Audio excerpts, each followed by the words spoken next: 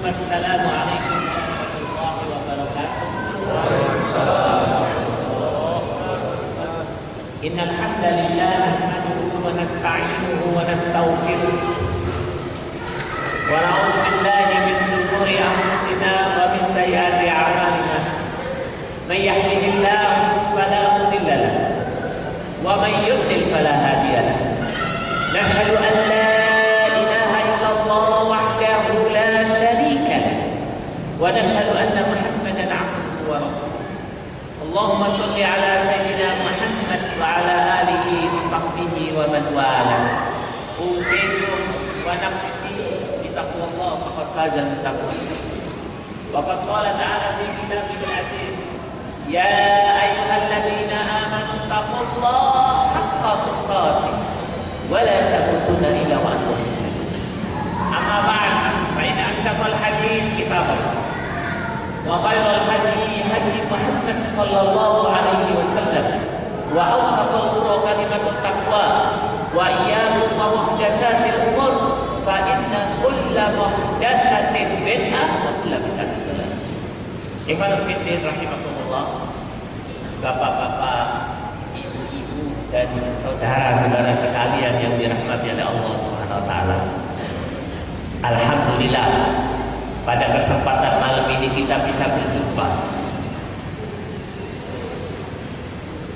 di tempat yang istimewa, fi baitillah, di rumah Allah, dalam melakukan pekerjaan, dalam rangka melakukan pekerjaan yang istimewa, bahkan yang paling istimewa, mengkaji ayat-ayat Allah, di mana Rasulullah mengatakan siapapun dia yang ringan kaki dan hatinya mengkaji ayat-ayat Allah, dia menjadi muslim yang terbaik dan sekaligus manusia yang terbaik. Khairukum man ta'allama al-Qur'an. Dan ini semua kita lakukan pada Yaumul Ahad, hari Ahad, hari maksiat internasional dan nasional. Di tengah-tengah kota lagi kita ngaji.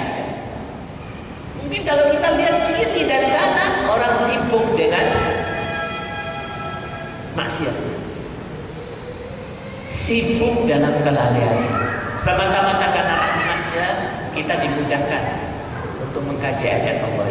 Oleh karena itu, dalam waktu yang amat sangat singkat ini, mari kita konsentrasi untuk sama-sama mengkaji ayat Allah Subhanahu wa taala dengan satu harapan.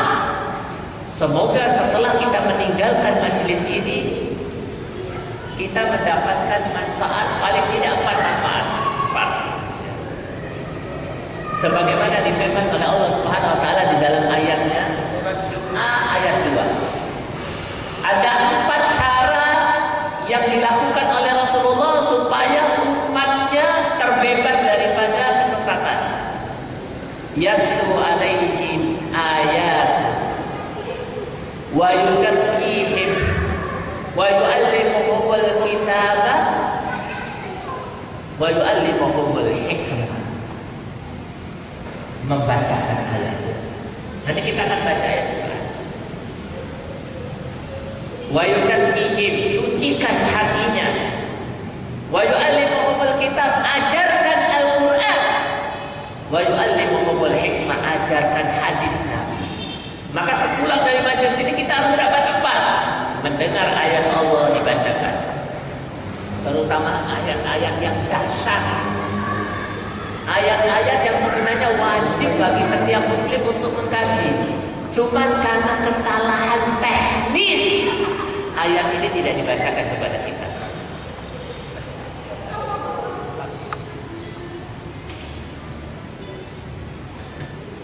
Karena kesalahan teknis, bapak dan guru kita tidak mengajarkan ayat ini kepada kita.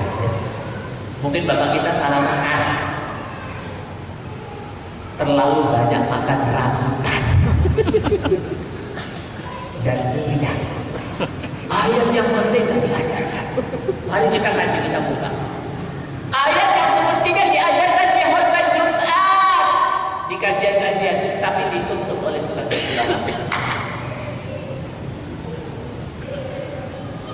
Kemudian kita akan sepulang dari majelis ini mudah-mudahan lebih suci hati kita.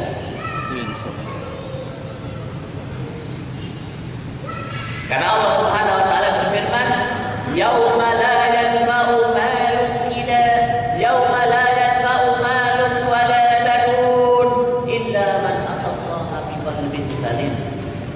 Allah berfirman di dalam surat 16 87. Di sini ayat ini menceritakan tentang definisi hari kebangkitan. Hari kebangkitan adalah harta yang dibawa oleh orang layak, tidak ada manfaatnya seperti sampah. Banun yang dibawa, banun itu bisa diartikan anak, bisa diartikan pangkat, bisa diartikan pengaruh. Layak, tidak ada manfaat. Illa Allah biqalbin salim, kecuali mereka yang datang kepada Allah dengan membawa hati yang sehat, yang selalu ditazkiyah, disucikan. Nanti kalau hari kiamat ada orang bawa sekarung rupiah, tidak ada manfaat. Malaikat akan bertanya, kau bawa apa itu? Dolar kan? Bukan. Real kan? Bukan. Dinar kan? Bukan. Apa? Rupiah. Kata malaikat, rupiah lagi, rupiah. Di negeri kau enggak lah. Kenapa kau bawa ke sini? Kau orang Indonesia ya?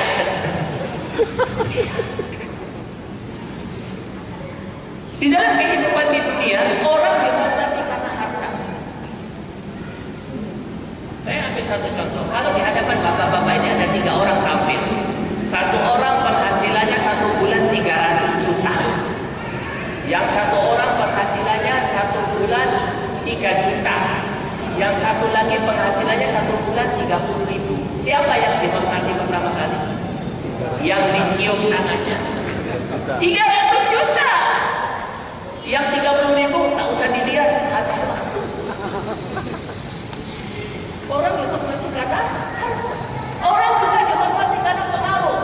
Ada 3 orang di hadapan kita, 1 mantan menteri, 1 mantan bupati, 1 mantan RT.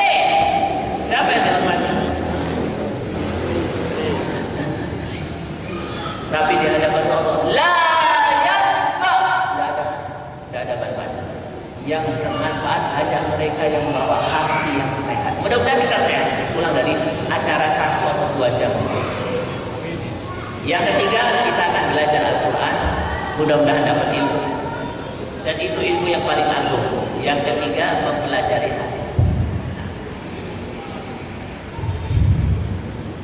Oke, mari kita mulai.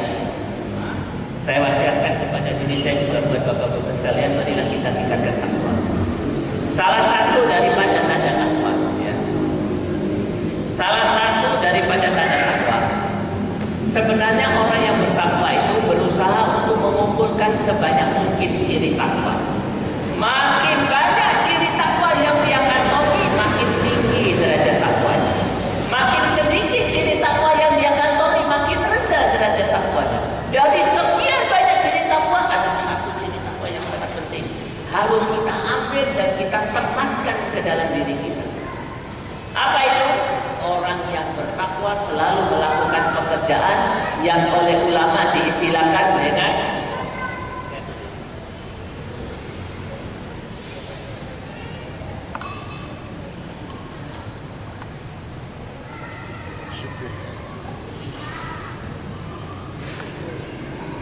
asyukur. Orang yang bertakwa selalu melakukan pekerjaan yang oleh ulama diistilahkan asyukur, bersyukur. Allah berfirman dalam surat Al-Baqarah 172, "Washkuru lillahi in kuntum iyyahu ta'budun." Washkuru lillahi in kuntum iyyahu ta'budun. Dari ayat ini kita bisa mengambil 2 pelajaran penting. Yang pertama, inti daripada ibadah asyukur, bersyukur. Kenapa kita sholat, puasa, zakat, haji? Untuk bersyukur kepada Allah atas nikmatnya yang diberikan kepada kita. Pelajaran yang kedua dari ayat ini, ciri utama abid ahli ibadah adalah syakir. Selalu abid adalah syakir. Alhamdulillah, kita hidup di satu masa di mana kaum muslimin sudah pandai bersyukur. Alhamdulillah, sudah banyak acara syukuran.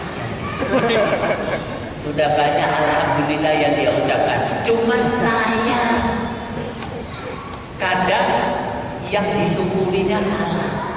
Mestinya nikmat yang disyukuri malah nggak disyukuri. Justru yang disyukuri adalah musibah. Saya misalnya contoh kejadian yang terjadi di kota Surabaya. Ada seorang suami istri mengadakan acara syukuran. Syukurannya bagus. Diundang 100 lebih orang pengajian. Dan 100 orang ini 90% fuqara wal masakin, orang miskin. Dikasih makanan yang enak, pulang dikasih duit, ustadz yang ceramah, ustadz yang bagus, ceramahnya bagus. Setelah selesai acara ditanya oleh kawan saya yang hadir di acara itu, Bu, Pak, Bapak dan Ibu mengadakan acara syukuran bagus sekali, Islami sekali.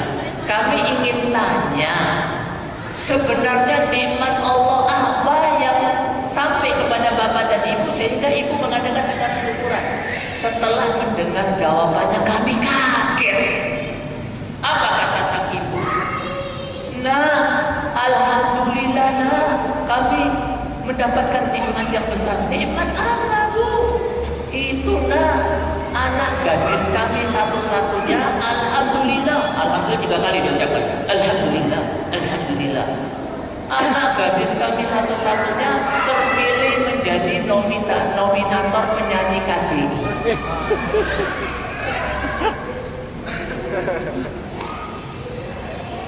Musibah disyukuri.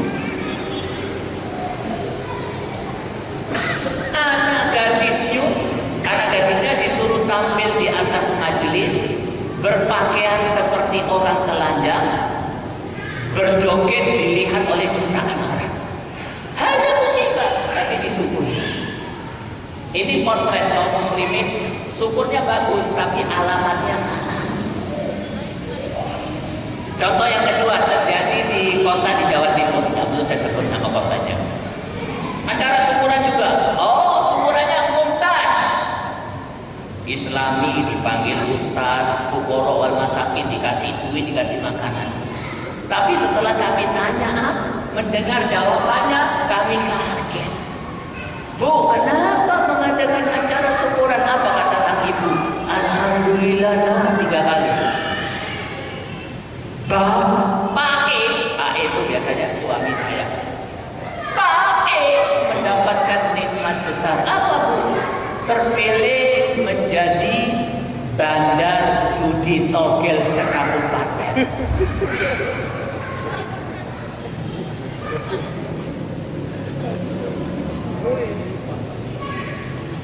Musibah disyukuri, nikmat malah nggak disyukuri. Terjadi di kota saya. Ada suami istri punya anak gadis satu saja. Anak gadisnya ini binal, SMA. Setiap keluar rumah pakai apa? Bukan jeep, naik ke atas. Rok mini, hot pants.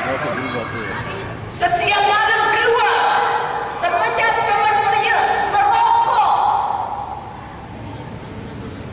Alhamdulillah si anak ini setelah lulus SMA kuliah di Malang. Di Malang dia ketemu dengan teman-teman komunitas akhwat yang bercanda. Baru 2-3 bulan dia kuliah di Malang, berubah dia. Hotpetnya dibuang, ganti cadar. Teman-teman lakinya ditinggalkan, ganti akhwat-akhwat, tidak lagi merokok, setiap hari bawa Quran, lipstick dia tinggalkan semua.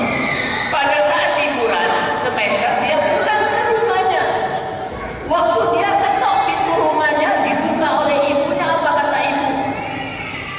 Anakku, mana rambutmu yang cantik? Mana kulitmu yang mulus?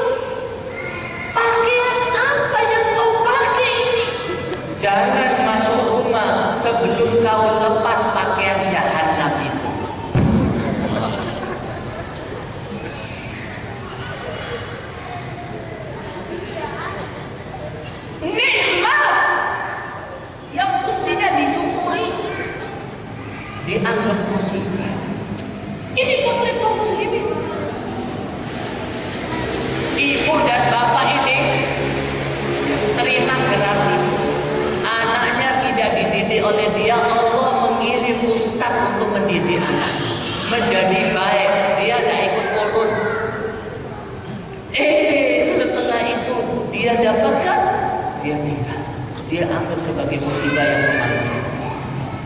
Saya bersama teman-teman itu sering mengadakan kajian di ITS Surabaya, Institut Teknologi Surabaya, 20 tahun yang lalu. Itu ITS itu kita rubah seperti pondok pesantren pada saat itu. Pakai cadar, pakai kerudung, waktunya ngaji. IAIN kalah, IAIN Surabaya.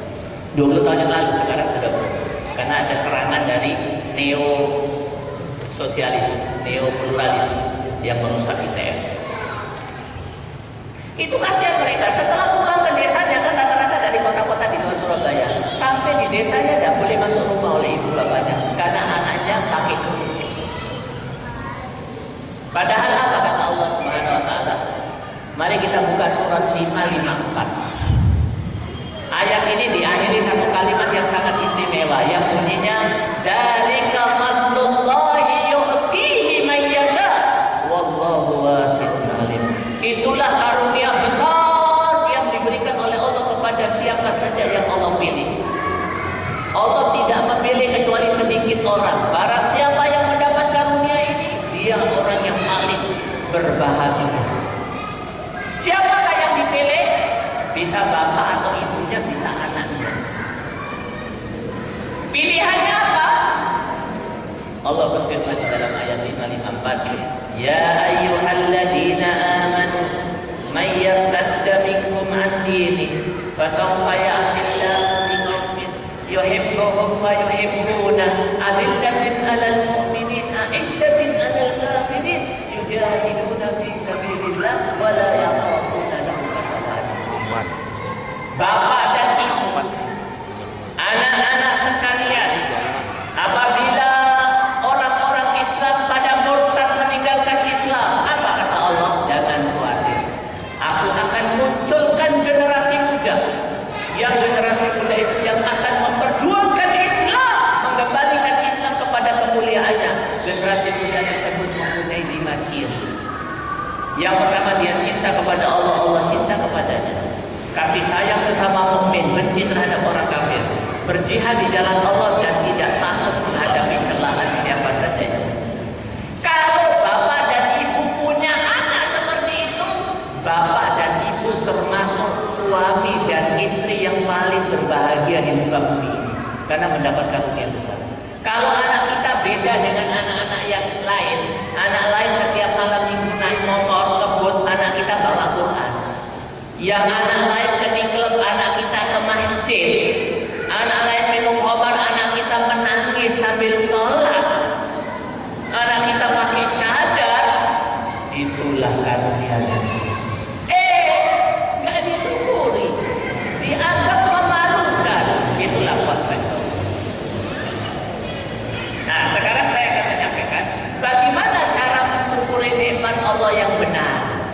Ini penting. Kemarin kita melihat mensyukuri nikmat Allah, ya tadi kita melihat salah. Yang benar bagaimana? Coba kita buka surat, ya. Buka surat 20 ayat 21 Al-Anbiya. Al-Anbiya 21 ya. Ayat 9.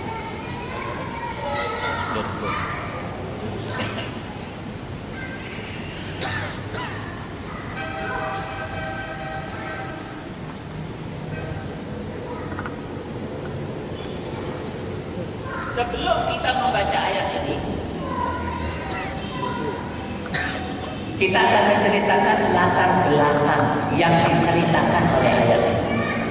Ayat ini menceritakan seorang nabi yang sangat terkenal, namanya Nabi Zakaria. Nabi Zakaria ini dapat ujian dari Allah. Sampai tua, yang punya anak. Istrinya sudah tua. Bahkan di dalam satu riwayat dikatakan Nabi Zakaria umurnya 140 tahun. Istrinya 90 tahun. Tidak punya anak. Sudah tua-tua. Istrinya mandul. Dia berdoa kepada Allah, akhirnya Allah Subhanahu wa taala memberikan anak. Dan anak yang didapatkan bukan sembarang anak, tapi anak soleh. Bukan sembarang anak soleh, tapi nabi. Bukan sembarang nabi, rasul. yang tertulis namanya di dalam Al-Quran. Lahirlah Nabi Yahya. Apa sikap Nabi Zakaria terhadap nikmat yang besar ini? Nikmat besar. Kita Pak, siang malam konsentrasi mau mendidik anak kita menjadi anak soleh, sulitnya Masya Allah. Pulau Sumatera kita susuri untuk cari pondok yang baik. Pulau Jawa kita susuri dari ujung ke ujung untuk mencari pondok yang baik. Anak-anaknya tetap bandel. Kecuali anak yang tak bandel. Ini Nabi Zakaria mendapatkan anak yang istimewa, yaitu Rasul Yahya. Apa sikap Nabi Zakaria terhadap nikmat itu? Dijelaskan di dalam surat Al-Baqarah ayat 9. Tolong dibaca artinya. Betul. Yang keras, kurang keras lah.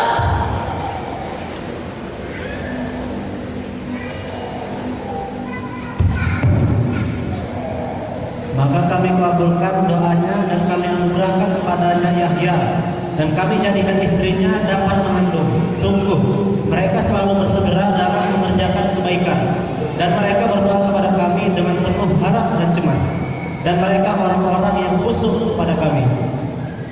Nah, ya. Apa yang dilakukan Nabi Zakaria? Ada 3 pekerjaan. Yang pertama, innahu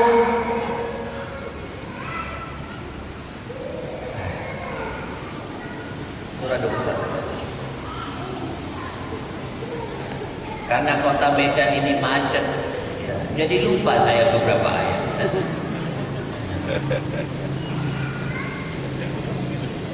Yang pertama, innahum kanu yusari'una fil khairat.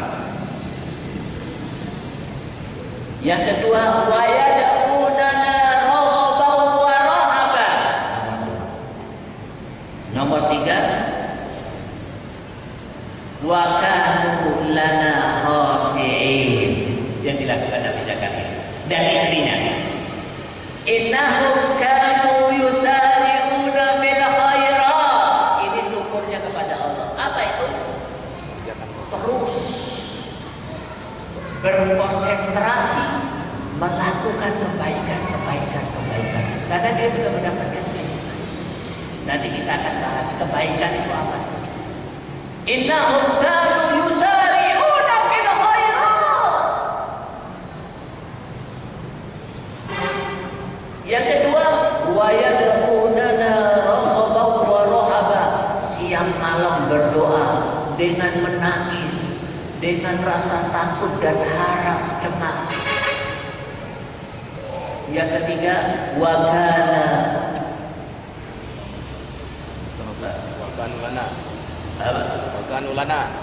khashi. Wa kanu lana khusyuk terhadap kamu. Kita akan bahas. Yang pertama, bersegera melakukan kebaikan.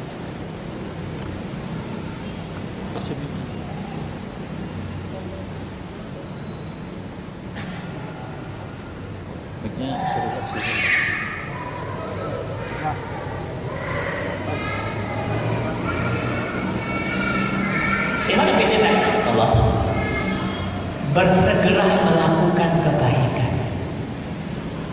tidak menunda. Saya belum membicarakan tentang bagaimana bersegera melakukan kebaikan. Mungkin kita akan kaji bulan-bulan depan atau tahun-tahun depan. Cuman saya sekarang akan mengkaji al-khair. Kebaikan itu apa? Al-khair, kebaikan itu apa? Karena hari ini banyak orang yang bingung tentang al-khair. Dia menganggap kebaikan itu salat subuh saja. Dia menganggap kebaikan ini adalah konsentrasi, gotong royong memperbaiki jalan-jalan. Dia menganggap kebaikan itu hanya berjuang saja.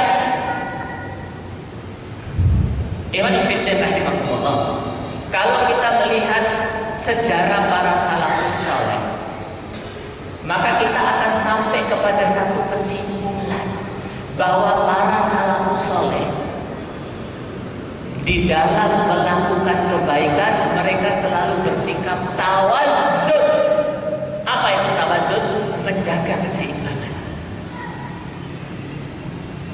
Yang dimaksud menjaga keseimbangan adalah menjaga keseimbangan antara melakukan amalan untuk mendidik diri menjadi hamba Allah yang takut kepada Allah di satu sisi. Di sisi yang lain mendidik diri untuk peduli terhadap urusan umat.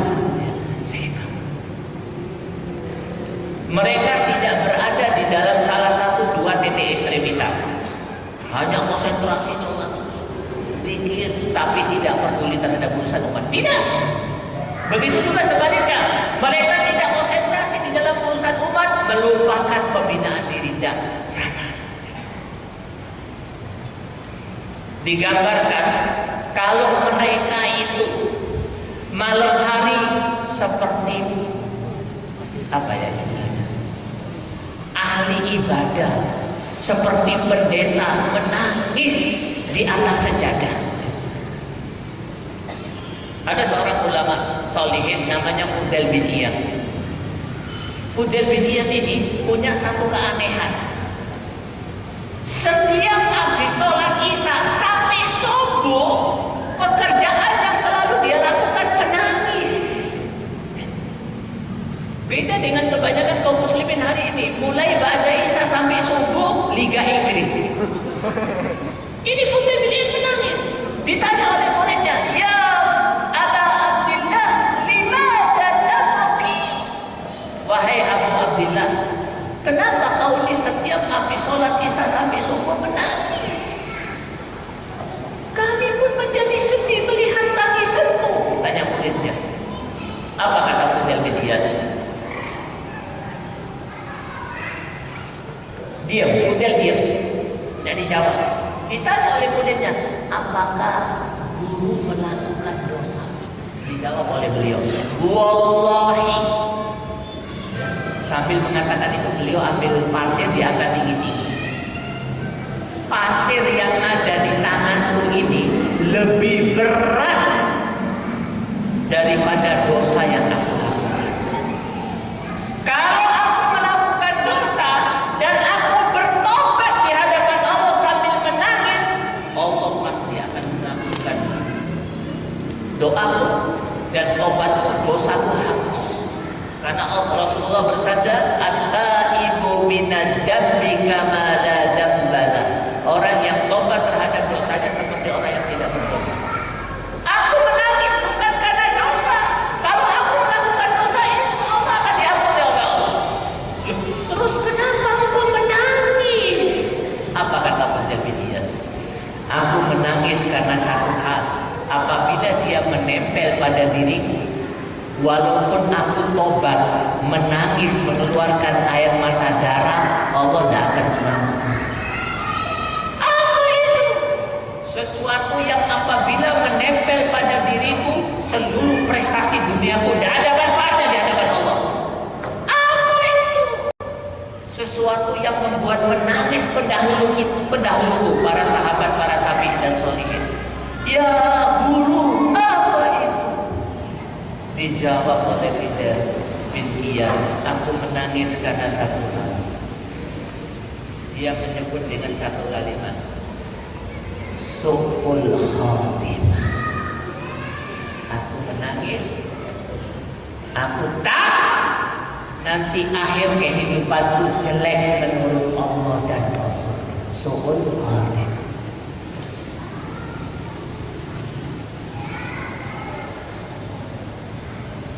Serius ini. Dia tidak akan menjadi baik seseorang kalau tidak pernah menangis karena takut kepada Allah. Tidak akan pernah menjadi baik.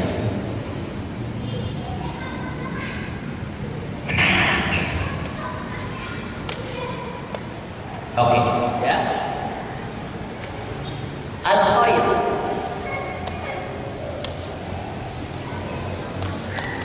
Tidak berada di dua titik ekstremitas. Kalau dia membina dirinya, Masya Allah, seperti orang yang menangis siang malam juga pejuang peduli terhadap urusan umatnya. Saya ambil satu contoh, bisa sambil berdiri kah saya? Ibnu Taimiyah. Apa namanya? Penulis buku Riyadhus Shalihin. Imam Nawawi. Riyadhus Shalihin ini buku yang masyhur. Tidak ada pondok pesantren di muka bumi ini yang tidak memiliki Riyadhus Shalihin. Semua punya, kecuali pondok yang nggak punya. Seperti apa Imam Syafi'i? Dia betul-betul menjaga keseimbangan. Urusan pribadinya the best. Seperti apa the bestnya? Dia itu tinggal di satu desa, namanya desa Nawa. Desa Nawa itu subur, lebih subur daripada Binjai. Banyak buah-buahan. Banyak orang dari kota lain datang ke desa Nawa hanya untuk membeli buah-buahan. Buah-buahannya diekspor kemana-mana. Tapi yang membuat muridnya heran, Imam Nawawi itu selama 20 tahun tinggal di desa Nawa tidak pernah makan buah. Haji ditanya oleh muridnya, ya Imam, kenapa kau tak makan buah? Ini hasil kota kita. Apa kata Imam Nawawi sambil menangis? Wow, aku tahu di desa ini ada tanah wakaf dan tanah wakaf itu hilang. Aku tidak tahu di mana dia berada. Aku sengaja tidak makan buah. Aku khawatir buah itu tumbuh dari pohon, yang pohon itu tumbuh dari tanah wakaf yang hilang itu. Maka untuk keamanan, aku anggap semua buah itu tumbuh daripada pohon dari tanah wakaf yang hilang. Maka aku tidak mau makan. Hati-hati. Kepeduliannya untuk menjaga dirinya seperti itu. Kepeduliannya terhadap urusan umat lebih hebat lagi. Sehebat apa Imam Nawawi? Aktivis Muslim harusnya seperti itu. Imam Nawawi itu tinggal di masa pemerintahan seorang Amirul Mukminin yang zalim. Namanya siapa pula namanya? Amirul Mukminin zalim lah namanya, ya. Lupa saya namanya. Inilah sekali masuk kota Medan lupa banyak.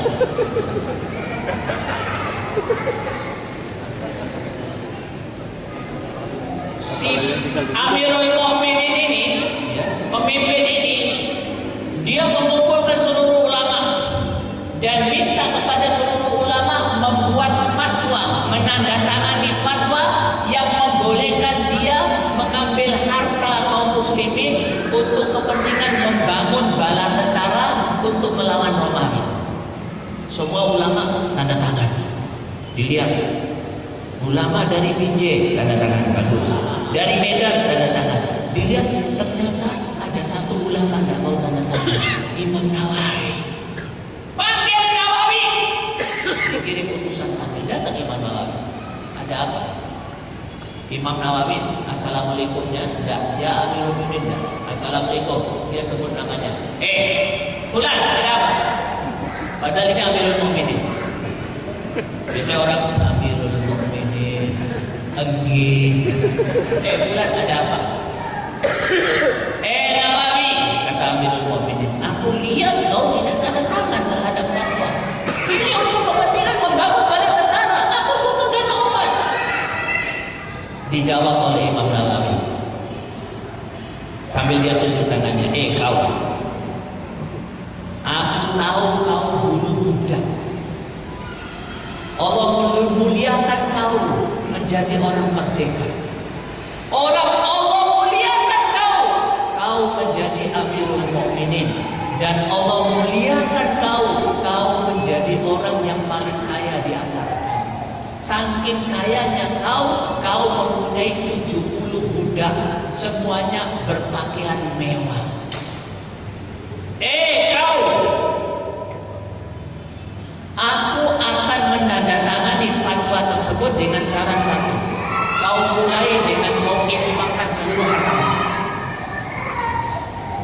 kau jual Pajero, Avanzamu, Otamu, kau merdekakan seluruh budakmu, kau ambil pakaian mewah dari budakmu, infakkan semuanya, baru aku mau tanda tangan. Kalau enggak, jangan harapkan aku akan menorehkan tinta di kertas itu. Aku akan pertahankan dengan darah. Tentu tidak diterima usulan Imam diusir itu, keluar. Baru saja keluar dari kota Damaskus. Di Damaskus ini kejadiannya, di ibu kota Suriah hari ini, yang hari ini dibantai oleh Raja Bashar. Baru beberapa hari Imam Nawawi keluar, para ulama demo semuanya. Kami tidak mau berdakwah, tidak mau melakukan pendidikan sebelum Imam Nawawi dikembalikan ke Damaskus. Dikirim utusan, Raja minta tahu kembali apa, kata Imam Nawawi. Tidak mungkin aku menginjakkan kaki ke Damaskus kecuali kalian melakukan satu syaratnya. Apa syaratnya? Suruh si raja itu meninggalkan Damaskus, baru aku mau masuk. Dan itu tidak mungkin. Ikhwan fiddin rahimahumullah. Ikhwan fiddin rahimahumullah. Tawazzul. Di satu sisi dia membina dirinya takut kepada Allah, hati-hati terhadap makanan yang mungkin bukan makanan haram, tapi hati-hati. Di dalam urusan umat, peduli terhadap urusan umat, berani berjuang menghadapi raja yang zalim sekalipun. Tawazzul. Itulah al-khair. Itu yang bisa kita simpulkan dari kehidupan para salafus. Hari ini saya akan menyampaikan kepada bapak-bapak para aktivis muslim. Alhamdulillah antum di dalam urusan pembinaan pribadi sudah bagus.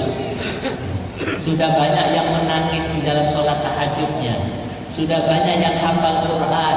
Sudah banyak yang membina anak istrinya karena takut kepada Allah. Maka sekarang tinggal bagaimana kita peduli terhadap urusan umat. Salah satu kepedulian terhadap urusan umat, masing-masing kita harus tahu as-siyasah al-islamiyah. Saya tulis ya.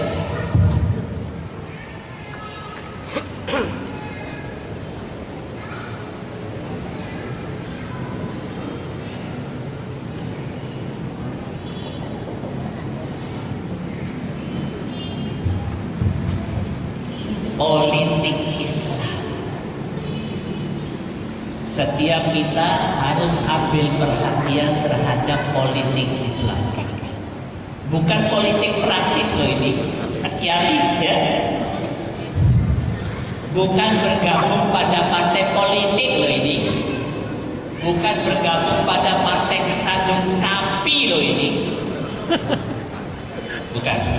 As-siyasah al-islamiyah, bahasa Indonesianya politik Islam.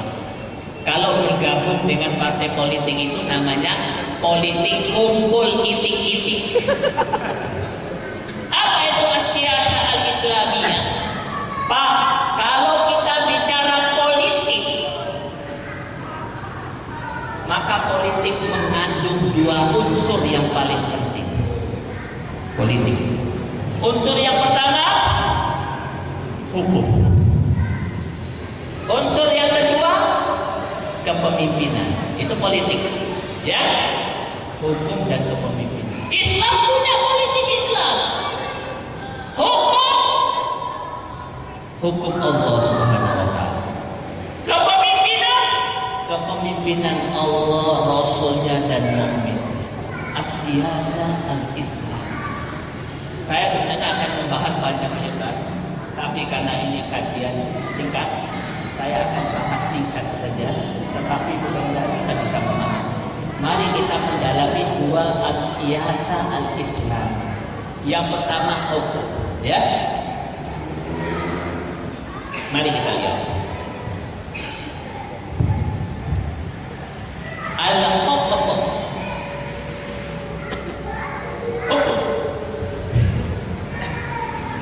Cukuplah bagi saya menjelaskan kepada bapak-bapak satu ayat saja.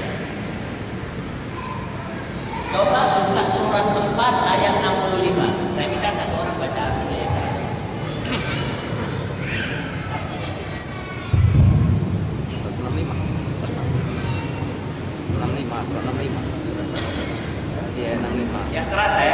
Maka demi Tuhanmu, mereka tidak beriman sebelum mereka menjadikan engkau Muhammad sebagai hakim dalam perkara yang mereka perselisihkan, sehingga kemudian tidak ada rasa keberatan dalam hati mereka terhadap putusan yang engkau berikan, dan mereka menerima dengan sepenuhnya. Bacaannya terlalu cepat. Jangan kalah dengan RCTI dan SCTV. Jangan kalah dengan jurkam partai politik. Kalau membaca tegas, dan pakai puisi. Dengan nama Allah, ya. Silakan. Kalau kau bacanya bagus, bulan depan insya Allah aku kesini lagi. Atau tahun depan paling enggak, ya. Kalau nggak bagus, ini yang terakhir. Oke, baca.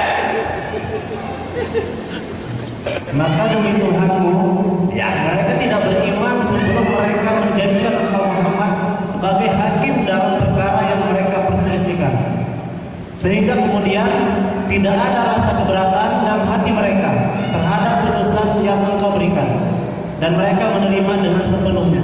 Oke.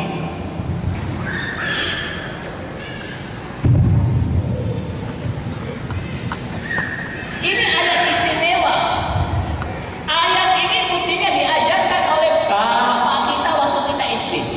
Sekali lagi karena kesalahan teknis, bapak kita salah makan. Kita nggak diajarin ini, malah diajarin campur sari, hono coroko, tuturi handayani. Fala rabbika la yu'minun hatta yuhaqqimuka fima shajara bainahum thumma la yajidu fi anfusihim harajan mimma qadait wa yusallimu taslima. Sebelum saya ceritakan ayat ini, saya akan ceritakan pendapat Ibnu Qayyim. Bisa dibuka di dalam bukunya Madarijus Salikin. Apa kata Ibnu Qayyim? Mari kita lihat kapan.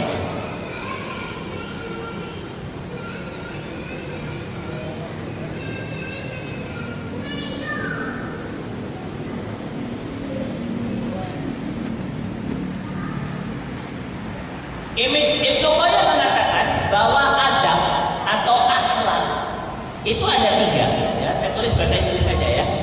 Akhlak itu ada 3. Yang pertama al-adabu ma'allah, akhlak kepada Allah. Yang kedua al-adabu ma'ar rasul, akhlak kepada rasul. Yang ketiga al-adabu ma'al khalqi, akhlak kepada makhluk.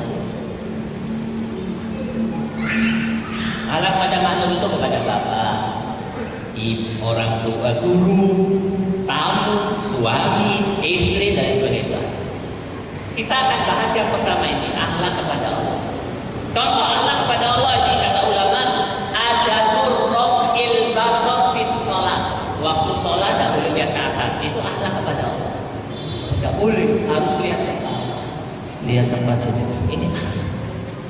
Bahkan sholat itu tidak boleh belirik, tidak boleh begini, harus lihat tempat sujud. Ini akhlak kepada Allah. Kalau ketemu bupati sih, ketemu Allah begini, jelas tidak berakhlak. Atau akhlak kepada Allah ada mutaharruf fis shalah, waktu sholat tidak goyang, itu akhlak kepada Allah. Ya. Gatal pun tahan, kecuali kalau nggak tahan, itu aja. Apa kata Ibnu Qayyim? Itu semua akhlak yang rendah. Masih ada akhlak yang tinggi kepada Allah. Kalau akhlak yang tinggi itu tidak dimiliki, akhlak yang rendah menjadi tidak bermanfaat. Akhlak yang tinggi kepada Allah itu ada 3 kata Ibnu Qayyim. 3. Tiga-tiganya berkumpul pada ayat tadi. Surat 4 ayat 60. 3 itu adalah 1. At-tahqiq.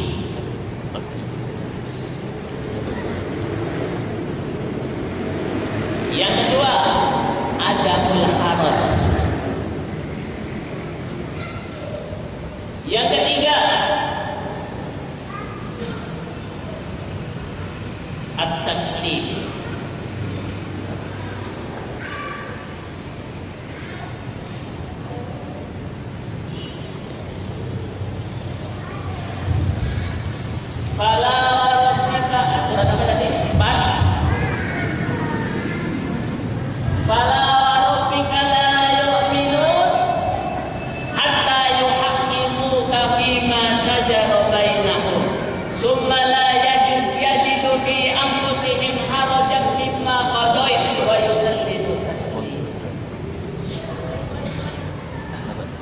Ayat ini istimewa. Dimulai dengan sumpah, dan sumpahnya Allah menyebut nama dirinya. Biasanya Allah kalau sumpah menyebut nama benda. Wal asri, was samsi, wal qamari. Khusus ayat ini menyebut nama dirinya. Demi rohaniya. Berarti istimewa. Dan ayat ini satu-satunya ayat yang memulai kata-kata la yu'minun. Kalau mereka semua tidak beriman. Sampai memiliki 3 akhlak. Kalau tidak memiliki 3 akhlak ini tidak beriman. Sampai memiliki 3 akhlak. Yang pertama, yuhaqqimuna fima shajara bainahum. Menjadikan hukum Islam Al-Quran yang dibawa oleh Rasulullah sebagai hukum menyelesaikan seluruh urusan kalian. Summa la yajidu fi anfusihim harajan mimma qadait. Setelah hukum itu sampai kepada dirinya tidak keberatan. Wa yusallimu tasliman. Tunduk sepenuhnya kepada hukum. Tiga-tiganya tentang hukum.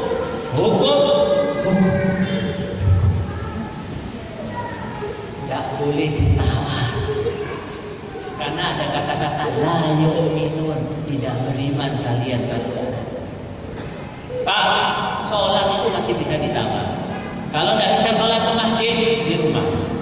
Tidak bisa sholat 4 rakaat, ya dikosor 2 rakaat. Tidak bisa sambil berdiri, sholat sambil duduk. Tidak bisa duduk sambil tidur. Tidak bisa tidur, sholat dengan menggerakkan kelemahan. Tapi hukum tidak bisa ditawar. Ini namanya as-siyasah al-islamiyah yang pertama.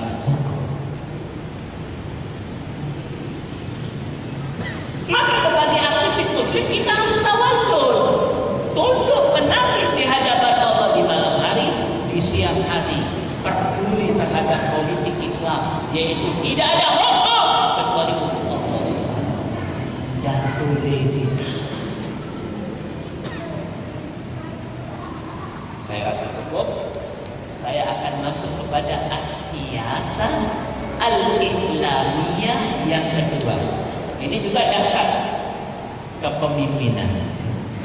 Di mana dikatakan bahwa kepemimpinan kita harus di belakang Allah, Rasulnya dan Nabi.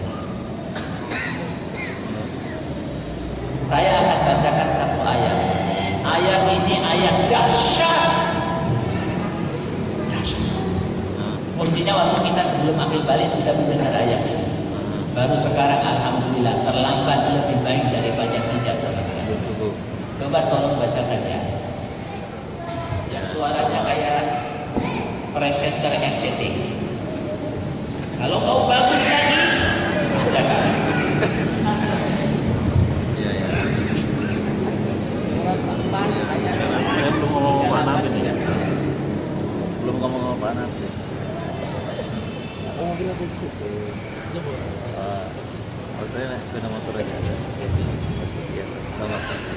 Kabarkanlah kepada orang-orang munafik bahwa mereka akan mendapat siksaan yang pedih, yaitu orang-orang yang menjadikan orang-orang kafir sebagai pemimpin dengan meninggalkan orang-orang mukmin. Apakah mereka mencari kekuatan di sisi orang kafir itu? Ketahuilah bahwa semua kekuatan itu milik Allah. Nah,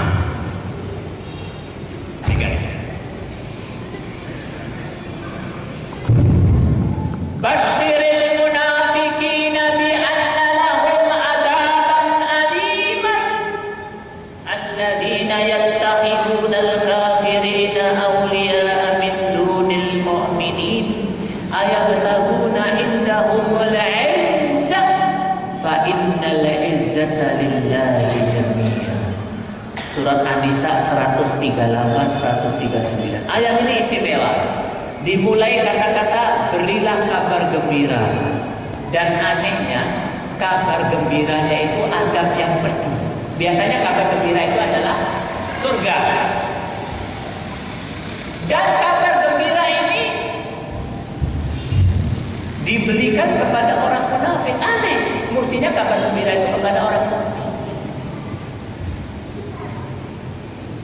Atau dengan kata lain, orang itu akan menjadi munafik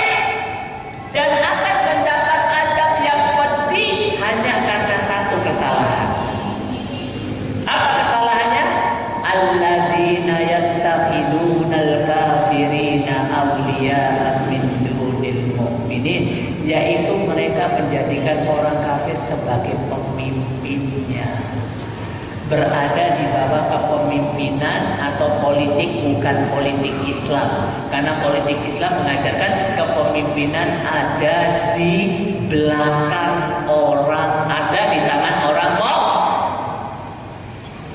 Mungkin Bapak agak bingung tentang ayat ini. Saya akan jelaskan dengan menjelaskan ayat yang lain dulu ya, sebagai dasar daripada ayat ini. Mari kita lihat. Saya dihapus. Masih kuat? Masih, insya Allah. Kita sepakat tidak boleh ada yang ngantuk. Sepakat. Kalau ada yang ngantuk dihukum push up 10 kali. Setuju. Dan moderatornya 100 kali. Setuju. Ketua Royan 500 kali. Setuju.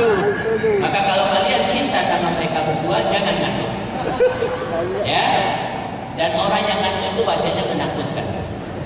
Jangan kau ganggu hari-hari indahku di kota India ini dengan wajah yang menakutkan.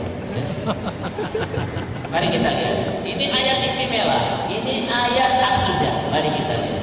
Ayat ini begitu pentingnya, maka oleh Rasulullah diajarkan kita setiap hari baca 3 kali sore hari dan 3 kali di pagi hari. Mari kita lihat.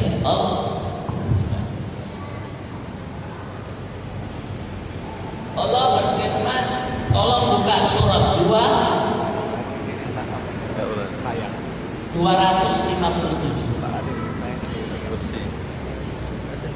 Baca yang ini.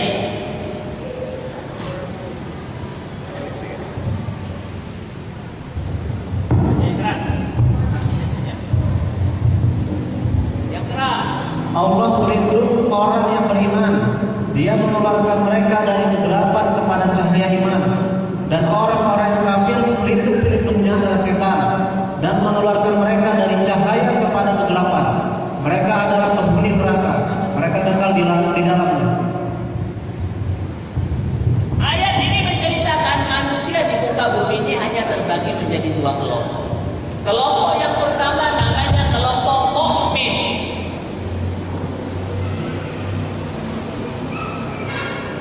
Kelompok yang kedua namanya kafir. Kelompok mukmin pemimpinnya Allah. Kelompok kafir pemimpinnya syaitan atau taghut. Syaitan. Kelompok mukmin tujuannya jelas, membawa kepada perbaikan al-Islam, mengeluarkan manusia dari kegelapan kepada cahaya Islam. Kelompok kafir jelas ifsad, pengerusakan, membawa manusia dari cahaya kepada kegelapan. Kelompok mukmin tempatnya jannah. Kelompok kafir tempatnya alladzina amanu yuqatiluna fi sabilillah walladzina kafaru yuqatiluna fi sabilillah. Orang mukmin akan berjuang.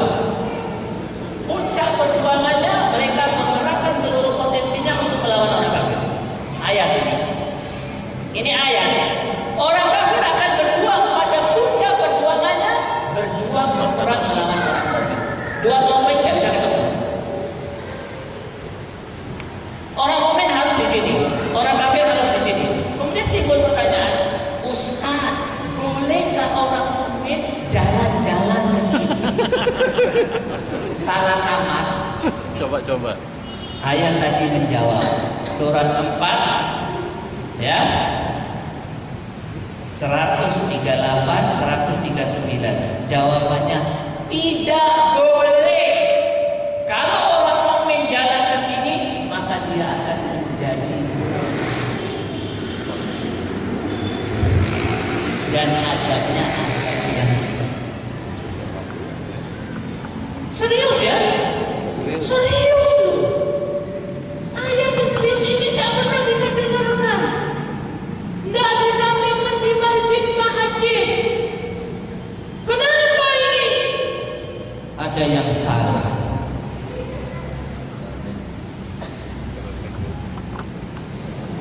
Berarti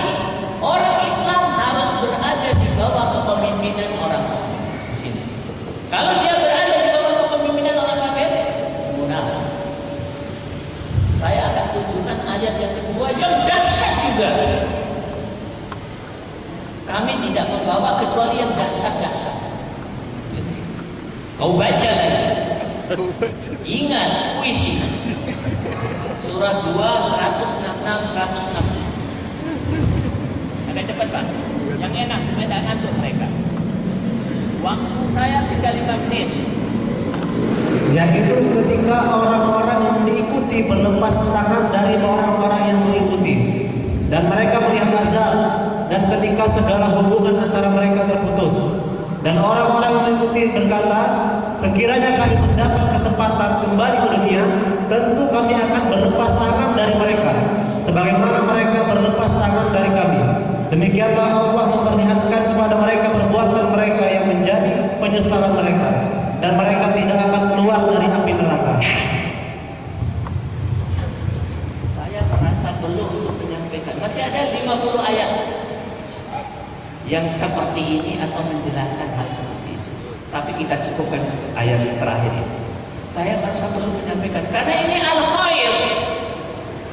Inilah kebaikan yang kita harus yusari'un. Ini yang penting. Sebab seperti apa pentingnya?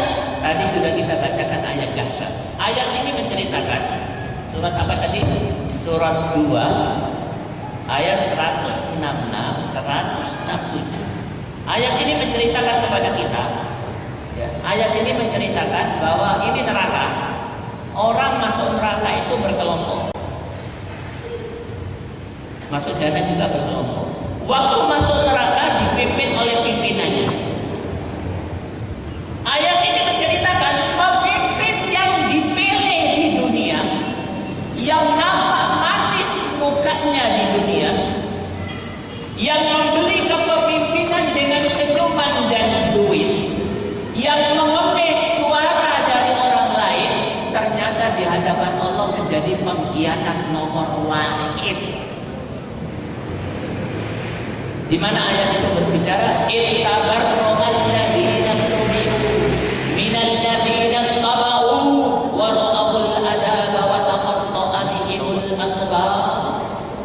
Waktu pemimpin itu masuk neraka, sebelum masuk neraka dia lihat ke belakang, subhanallah, anak buahku semua ikut ke neraka. Dilihat wakil ketua, sekretaris, bendahara, seksi konsumsi, dilihat latihannya, latihan organisasi.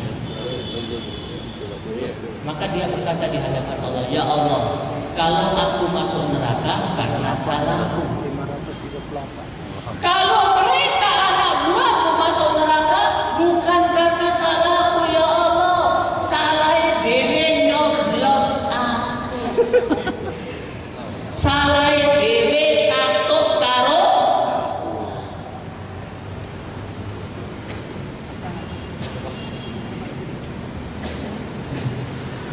pengkhianat nomor one.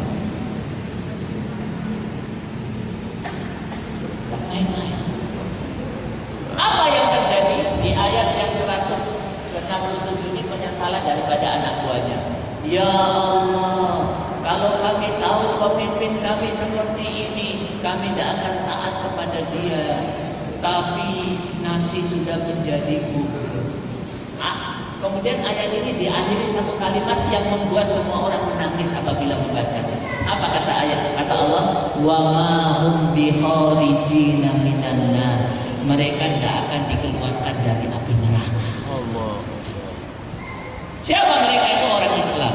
Kesalahannya cuma satu, salah memilih pemimpin. Yang mestinya pemimpinnya orang mukmin yang berhukum dengan hukum Allah, dia memilih orang yang bukan mukmin, yang tidak berhukum dengan hukum Allah. Serius loh Pak. Wa ma hum bikharijina minan nar. Padahal di dalam kajian kita kemarin kita jelaskan api neraka itu salah satu pencuci. Kalau orang dosanya banyak dicuci di api neraka, sudah bersih baru masuk jannah. Tapi khusus untuk kesalahan ini, walaupun dicuci di neraka tidak bersih-bersih, maka dia tetap masuk neraka. Ini as-siyasa al-islamiyah. politik Islam. Satu, berhukum dengan hukum Allah. Yang kedua, berada di bawah kepemimpinan. Itulah politik. Bukan kumpul itik-itik. Bukan berpartai-partai kesandung sapi. Banyak maaf. Terpaksa saya bicara begini karena banyak umat Islam tertipu. Ya, menurut ulama, kita mengorbankan akhirat kita untuk dunia kita tidak boleh, ya kan? Apalagi mengorbankan akhirat kita untuk dunia orang lain, tidak boleh. Akhirat kita korbankan untuk dunia orang-orang itu. Paham ya?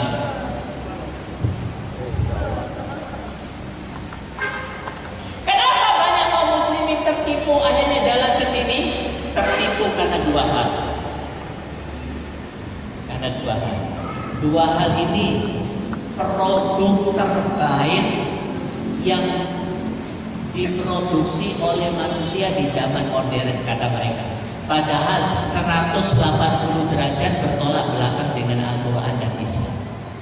Tetapi orang tertipu, dianggap ini sebagai produk terbaik umat manusia di zaman modern. Dan dua hal ini menjadi penipu umat. Akhirnya umat terjebak kepada hukum selain hukum Allah dan berada di bawah kepemimpinan bukan orang mukmin. Apa dua hal itu? Jangan kaget.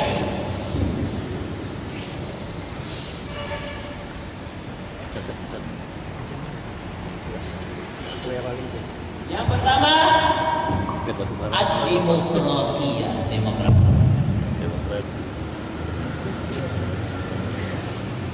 Yang kedua, hukukul insaniyah al-asasiyah. Apa? Hak manusia. Hak asasi manusia.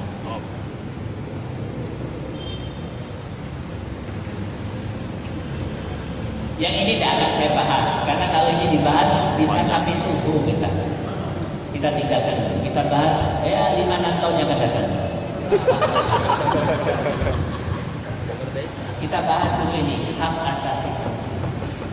Hari ini dianggap sebagai produk terbaik zaman modern, tapi sebenarnya 180 derajat bertolak belakang dengan al-haq, yaitu khususnya freedom of religion, kebebasan beragama. Demokrasi mengatakan semua agama sama. Hak asasi manusia mengatakan semua agama sama. Semuanya tujuannya surga. Dalilnya apa? Dalilnya cuma satu. Banyak jalan menuju Roma. Dalilnya. Sementara Islam mengajarkan inna dina indallahil Islam. Wa man yabtaghi ghairal islami dinan falan yuqbalu minhu wa huwa fil akhirati minal khasirin. Barang siapa yang tidak berakidah Islam, walaupun dia makhluk yang paling sosial, tidak akan ada nilainya di hadapan. Karena dia melakukan pelanggaran yang terbesar yang dilakukan manusia terhadap penciptanya, yaitu tidak berakidah Islam. Jangan tertipu kalau Bapak sering hadir di acara motivasi, para motivator yang lagi kondang menanamkan kepada bapak-bapak contoh yang terbaik adalah Gandhi, contoh yang terbaik adalah Bill Gates dan lain sebagainya. Dia bukan contoh yang terbaik, dia tidak punya akidah. Sering dikatakan di dalam motivasi, Gandhi ya India, orang hebat, guru yang hebat terhadap harta. Karena dia pada satu waktu naik kereta api ambil kelas 3, padahal dia pemimpin. Ditanya oleh muridnya, ya guru, kenapa kau ambil kelas 3? Apa jawabnya? Karena sudah tidak ada lagi kelas 4. Hebat dia, tetapi dia punya akidah yang salah. Oleh karena itu, falayyu qabalu minhu wa huwa fil akhirati. Jangan tertipu oleh acara motivator. Ya. Yang hari ini lagi kondang. Kelihatannya bagus tapi isinya sampah. Yang kedua, freedom of speech, kebebasan untuk mengungkapkan pendapat. Berdasarkan ajaran kami ini, kebebasan berpendapat. 5 tahun yang lalu ada seorang dosen IAIN Surabaya di depan di kelasnya di program pasca sarjana IAIN, dia ambil Al-Quran, contoh Al-Quran, dia buang, kemudian dia injak sambil begini, apa bahasa sininya, mengkering, mententengan, bahasa Surabaya mengkering. Dia berkata, tidak ada manusia di muka bumi ini yang boleh dan berkuasa serta mampu melarang aku melakukan ini. Karena apa yang aku lakukan sesuai dengan hak asasi manusia. Di dalam Islam tidak ada kebebasan untuk berbicara. Bicara diatur. Salah bicara bisa membawa kita ke neraka. Mari kita lihat dua ayat. Masih kuat dua ayat? Masih kuat? Kuat lah ayat Quran. Masih kuat. Tolong buka surat 9 Atau bah. ayat 65, 66. Baca yang keras ya, adik.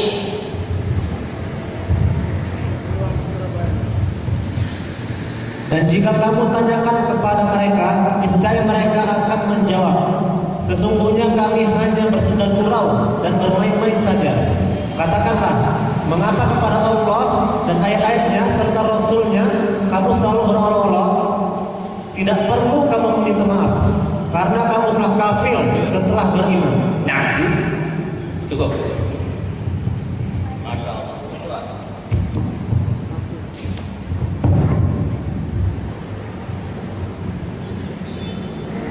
Sebelum saya jelaskan ayat ini, saya jelaskan asbabun nuzulnya.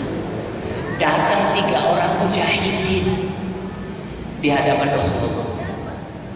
Baru pulang dari perang. Tidak dikenal namanya karena bukan orang terkenal dia. Mujahidin dia. Dia mengatakan, 2 orang mengatakan sambil ketawa-ketawa, yang satu hanya cekikian. Mengatakan, ya Rasulullah, kami baru pulang dari perang Tabuk. Teman kami banyak yang sahih. Hari ini kami membawa ghanimah, rampasan perang kami berikan kepada engkau gunakan untuk membangun istana. Kaget Rasulullah. Belum pernah ada sahabat yang menuduh Rasulullah korupsi, koruptor. Baru ada 3 orang. Kaget Rasulullah. Belum sempat Rasulullah menggerakkan lidahnya untuk ngomong, Allah menurunkan ayat ini. Qul abillahi wa ayati wa rasuli kuntum tastahzi'un. Katakanlah, apakah Allah, Rasulnya, Al-Quran kalian olok-olok? Setelah turun 65 ini mereka gemetar. Ya Rasulullah, kami nggak serius, kami cuma guyonan, maafkan kami. Belum sempat Rasulullah mengucapkan kata-kata aku maafkan, belum sempat Allah menurunkan la ta'tadiru qad kafartum ba'da imanikum. Tidak usah minta maaf, kalian telah kafir setelah iman. Dilakukan kurang dari 5 menit, tidak ngapa-ngapain, cuma ngomong doang, bisa menurunkan seseorang dari posisi mulia mujahidin menjadi kafir. Menghina Allah, Rasulnya.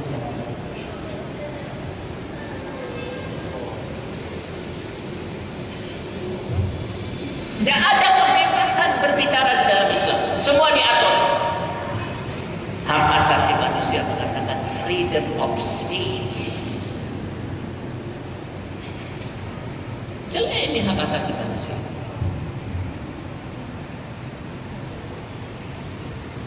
Sebenarnya pada hakikatnya, pada saat mereka mengatakan hak asasi manusia, hak asasi manusia, menurut para ulama sebenarnya mereka sedang menginjak-injak hak asasi Allah.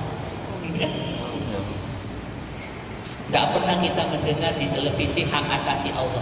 Yang kita dengar hak asasi manusia, hak asasi manusia.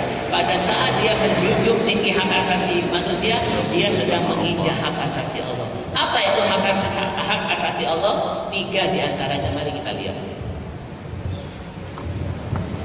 Ini akidah. Tidak pernah kita dengarkan di masjid, di khutbah Jumat. Hak asasi Allah yang pertama, Allah menjelaskan di dalam surat 2 ayat 189. Walillahi mulkus samawati wal ardh. Wallahu ala kulli syai'in qadir. Hak memiliki.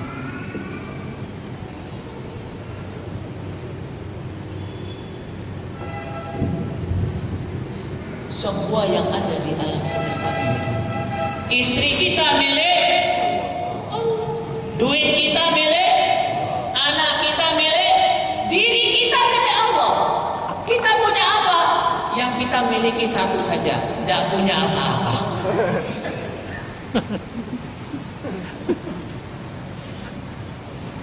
Hak memiliki. Yang kedua, hak asasi Allah. Ini dahsyat. Surat 3 ya. 3. Saya ralat. Yang ini surat 3 ayat 83. Walahu aslama man fis samawati wal ardi wa karhan wa ilaihi turja'un. Kepada Allah tunduk seluruh apa yang ada di langit dan di bumi, mau ataupun tidak. Hak ketundukan.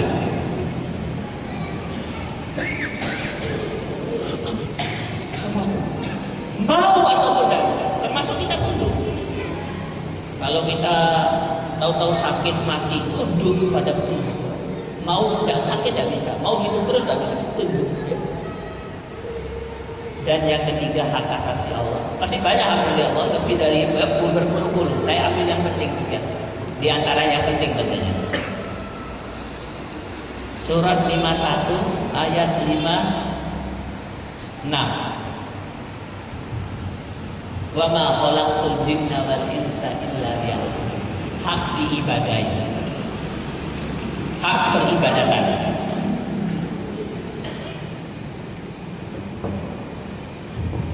Tidak diciptakan alam semesta, tidak diciptakan jin dan manusia kecuali untuk tunduk ibadah. Tidak pernah kita dengar di televisi, di koran, di seminar. Hak asasi Allah, yang ada hak asasi manusia. Sebenarnya bapak-bapak sekalian, hak asasi manusia ini, yang ini dibuat oleh nona istri daripada Presiden Roosevelt, Presiden Amerika, sengaja dibuat untuk menyimpangkan manusia dari jalan yang lurus. Sebenarnya ada hak asasi yang Islami, hak asasi manusia. Pertama diucapkan oleh Umar Ibn Khattab waktu dia menjadi Amirul Mukminin. Hak asasi manusia yang menjunjung tinggi hak asasi Allah. Jadi ceritanya begini. Pada saat Umar Ibn Khattab menjadi khalifah, tiba-tiba datang orang Yahudi dari Mesir. Lari Yahudi ini dari Mesir. Datang kepada Umar. Ya Umar, aku baru saja lari dari penjara. Aku minta perlindungan engkau. Aku orang Yahudi. Apa yang terjadi? Dia cerita. Aku ini Umar Ibn Khattab jago juara balap kuda.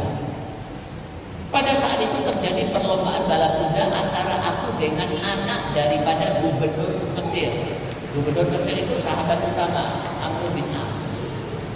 Waktu terjadi perlombaan aku menang, anaknya gubernur kalah. Maka anak gubernur mendatangi aku, dipukulnya aku sambil berkata, orang mulia, anak daripada orang mulia pantang dikalahkan. Karena dia khawatir aku akan menceritakan pemukulannya terhadap aku, maka aku dipenjara. Beberapa hari di penjara aku bisa meloloskan diri. Jadilah aku sekarang ini berada di hadapan. Aku menuntut keadilan. Setelah mendengar itu apa kata Umar? Panggil gubernur Mesir. Mesir jauh pada saat itu. panggil anaknya, datang ke sini, aku akan adu. Dan dipanggil seluruh hayalan kami, dipanggil seluruh wartawan RCTI, Detikkom, Kompas semua. Kemudian Umar mengatakan, Yahudi, sini kau. Kesalahan yang dilakukan oleh sang anak menurut agama kami membolehkan kau menempeleng sang anak. Tempeleng, ditempeleng orang Yahudi di hadapan Amirul Mukminin, di hadapan ayah. Bagus. Kemudian Umar berkata, kesalahan yang dilakukan oleh anaknya menurut agama kami membolehkan kau memukul anaknya dan bapaknya. Bapaknya itu gubernur. Kata Yahudi, aku dah mampu. Dia gubernurku, dia pahlawan Islam, dia komandan besar Islam, Amr bin As. Aku dah mampu. Kau pukul, kata Allah. Kesalahan ini membolehkan kau memukul dia. Kata Yahudi, tidak, aku tak sahadat wahai. Asyhadu an la ilaha illallah. Kemudian Umar mengeluarkan satu perkataan yang sangat terkenal. Mata ta'abbadumun nas wa qad waladathum ummahatuhum ahrar. Sejak kapan engkau perbudak manusia, padahal manusia dilahirkan oleh ibunya dalam keadaan merdeka. Maka iman fillah rahimakumullah, saya cukupkan sampai di sini. Kesimpulannya, mari kita menjaga tawazun, keseimbangan. Di satu sisi kita peduli terhadap urusan pribadi, yaitu mendidik diri untuk takut kepada Allah lewat ibadah-ibadah. Di sisi yang lain peduli terhadap urusan umat, peduli terhadap as-siyasah al-islamiyah, yaitu tidak tunduk kecuali kepada hukum Allah dan memperjuangkan tegaknya hukum Allah, dan tidak mau berada di bawah kepemimpinan kecuali di bawah kepemimpinan Allah, Rasulnya dan Muhammad. Seimbang. Dan inilah al-khair. Inilah yang harus dilakukan oleh orang yang bersyukur. Yusari'una fil khairat. Masih ada dua yang belum dilakukan. Yang kedua, bayadunana rohobau wa rohaba, ya, saya tambahkan 5 menit. Syukurnya Nabi Zakaria berdoa kepada Allah dengan sambil menangis dan berpengharapan. Dan yang ketiga, wa kanu lana khashi'in. Kata ulama, orang kalau tidak bisa khusyuk pada 3 hal, tidak akan pernah bisa khusyuk di dalam hidup. Mari kita menjaga khusyuk dalam 3 hal. Al-khusyuk fis shalah, wal khusyuk fi tilawatil Quran, wal khusyuk fi dzikrillah. Khusyuk waktu sholat, khusyuk waktu baca Quran.